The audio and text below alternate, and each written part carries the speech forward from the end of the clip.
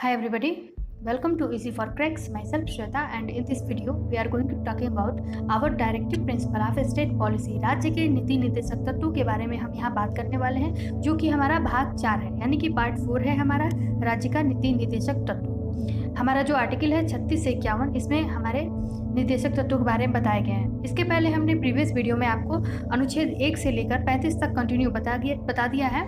Description में उसके link आपको मिल जाएंगे, वहां से आप देख सकते हैं। तो यहाँ सबसे पहले हमें ये जानना होगा कि राज्य के नीति निर्देशक तत्व होते क्या हैं। तो चलिए जानते हैं। यहाँ हमने लिखा हुआ है राज्य के नीति निर्देशक तत्वों का उल्लेख संविधान के भाग 4 यानी कि पार्ट 4 में आर्टिकल 36 से लेकर 51 तक में किया गया है। संविधान निर्माताओं ने यह विचार 1937 में निर्मित, यानी कि जो आयरलैंड का संविधान था वो 1937 में बना था और यहाँ से इसको लिया है।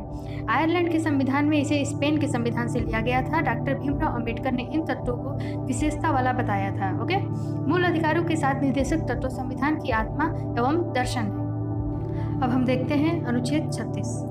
अनुच्छेद 36 में राज्य की परिभाषा की बात की गई है, यानी कि अनुच्छेद 36 के अनुसार भाग 4 में राज्य शब्द का वही अर्थ है जो मूल अधिकारों से संबंधित भाग 3 और भाग 4 में बताया गया है। फिर है अनुच्छेद 37, जिसमें कहा गया है इस भाग में समाहित सिद्धांतों को लागू करना।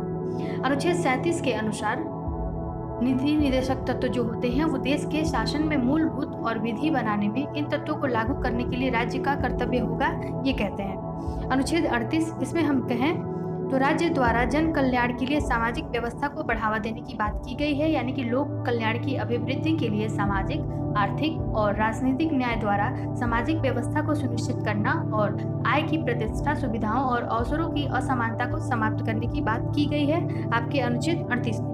फिर है अनुच्छेद 39, राज्य द्वारा अनुसरण किए जाने वाले कुछ नीति सिद्धांत, यानी कि आपके 6 पॉइंट्स इसमें दिए गए हैं। हम आपको बता दें, सबसे पहले में बात की गई है सभी नागरिकों को जीविका के पर्याप्त साधन प्राप्त करने का अधिकार। दूसरे में कहा गया है सामूहिक हित के लिए समुदाय के भौतिक संसाधनों का संवितरण। तीसरे में कहा गया धन और उत्पादन के साधनों का संकेंद्रण रोकना, यानी कि जो क्रोनी पूंजीवाद होता है उसके बारे में बात की गई है। चौथा पॉइंट आपका कह रहा है पुरुषों और स्त्रियों को समान कार्य के लिए समान वेतन। पांचवा कह रहा है कर्मकारों के स्वस्थ और शक्ति तथा बालकों को बलात्श्रम से संरक्षण। और छठवां कह रहा है आपका बालकों को स्वास्थ्य विकास के अवसर प्रदान करना। ओके, फिर हम देखेंगे आर्टिकल 39A, समान न्याय एवं निःशुल्क कानूनी सहायता की बात की गई है, यानी कि जो आपके न्याय होते हैं गरीबों को निःशुल्क विधिक सहायता प्राप्त करने की बात इसमें की गई है। फिर हम अनुच्छेद 40 देखें तो इसमें कह रहा है ग्राम पंचायतों का गठन और उन्हें आवश्यक शक्तियां प्रदान कर स्व सरकार की इकाई के रूप में कार्य करने की शक्ति प्रदान की गई है अनुच्छेद 40 में। फिर हम देखते हैं अनुच्छेद 41, इसमें कहा जा रहा है कुछ मामलों में काम का अधिकार, शिक्षा का अधिकार तथा सार्वजनिक सहायता। तो अनुच्छेद 41 के अनुसार काम पाने की, शिक्षा पाने की, बेकारी, बुढ़ापा, बीमारी और निरक्षरता की दशाओं में लोक सहायता पाने के अधिकार को संरक्षित किया गया है। अनुच्छेद 42 को देखें तो यहाँ कह रहा है न्यायोचित और मानवीय कार्य दशाओं तथा मातृत्व सहायता के लिए प्रावधान। अनुच्छेद 43 देखें तो इसमें कह रहा है कर्मचारियों को निर्वाह वेतन आदि, सभी कर्मकारों के लिए निर्वाह मजदूरी, शिष्ट जीवन स्तर तथा सामाजिक और सांस्कृतिक अवसर प्रदान करने की बात की गई है आपके अनुच्छेद 43 में। अनुच्छेद 43A हम देखें तो इसमें कह रहा है उद्योगों के प्रबंधन में कर्मचारियों की सहभागिता। ओके, यानी कि उद्योगों के प्रबंध में कर्मकारों के भाग लेने के लिए कदम उठाने की बात की गई है। अनुच्छेद 43B सरकारी।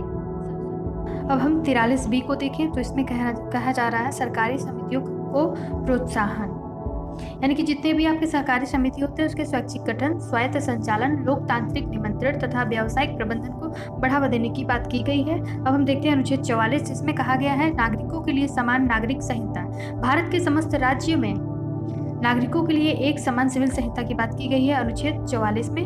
अनुच्छेद 45 देखें तो इसमें कह रहा है बालपन पूर्व देखभाल तथा 6 वर्ष से कम आयु के बच्चों के लिए शिक्षा, यानी कि सभी बालकों को 14 वर्ष की आयु पूरी करने तक निःशुल्क और अनिवार्य शिक्षा की बात की गई है। अनुच्छेद 46 देखें तो इसमें कह रहा है अनुसूचित जाति, अनुसूचित जनजाति का कमजोर वर्गों के शैक्षिक तथा आर्थिक हितों को बढ़ावा देने की बात की गई है, यानी कि हम कह सकते हैं अनुसूचित जाति जो होते हैं, अनुसूचित जनजाति और समाज के जो कमजोर वर्ग होते हैं उनके शैक्षणिक एवं आर्थिक हितों को प्रोत्साहन करने की और सामाजिक न्याय तथा शोषण से सुरक्षा करने की बात की गई है। फिर है अनुच्छेद 47, जिसमें कहा गया है पोषाहार का स्तर बढ़ाने, जीवन स्तर सुधारने तथा जन स्वास्थ्य की स्थिति को बेहतर बनाने के लिए सरकार के कर्तव्य के बारे में बात की गई है।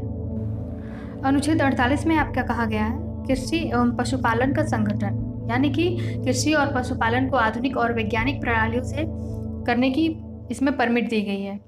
अनुच्छेद 48A पर्यावरण संरक्षण एवं संवर्धन तथा वन एवं वन जीवों की सुरक्षा की बात की गई है। अनुच्छेद 49 स्मारकों तथा राष्ट्रीय महत्व के स्थानों एवं वस्तुओं का संरक्षण, यानी कि यहाँ कहा जा रहा है जो राष्ट्रीय महत्व वाले जो घोषित किए जा चुके कलात्मक और ऐतिहासिक जो जगह हैं, अभिरुचियों वाले जो जगह है, स्मारक हैं, उनके संरक्षण की बात की गई है आपके अनुच्छेद 49 में। फिर है आपका अनुच्छेद 50, जिसमें कहा गया है न्यायपालिका का कार्यपालिका से अलगाव, यानी कि जो राज्य की लोक सेवाओं में न्यायपालिका होती है उनको कार्यपालिका से पृथक करने की बात की गई है। और लास्ट आपका आर्टिकल है नीति निर्देशक तत्व का अंतर्राष्ट्रीय शांति एवं सुरक्षा, जिसमें कहा गया है अंतर्राष्ट्रीय शांति और सुरक्षा की अभिवृद्धि करना तथा राष्ट्रों के बीच न्यायपूर्ण और सम्मानपूर्ण संबंधों को बनाए रखना और अंतर्राष्ट्रीय विधि और संधि बाध्यताओं के प्रति आदर बढ़ाना और अंतर्राष्ट्रीय विवादों को मध्यस्थता से निपटने के प्रोत्साहन की बात की गई है। तो ये रहा आपका अनुच्छेद 36 से लेकर 51 जो आपका है directive principle of state policy, नीति निर्देशक तत्व। आई होप कि आपको ये सारा इन्फॉर्मेशन अच्छा लगा होगा। अगर अच्छा लगा हो तो प्लीज़ वीडियो को लाइक, शेयर एंड चैनल को सब्सक्राइब कर दीजिएगा। Thank you so much.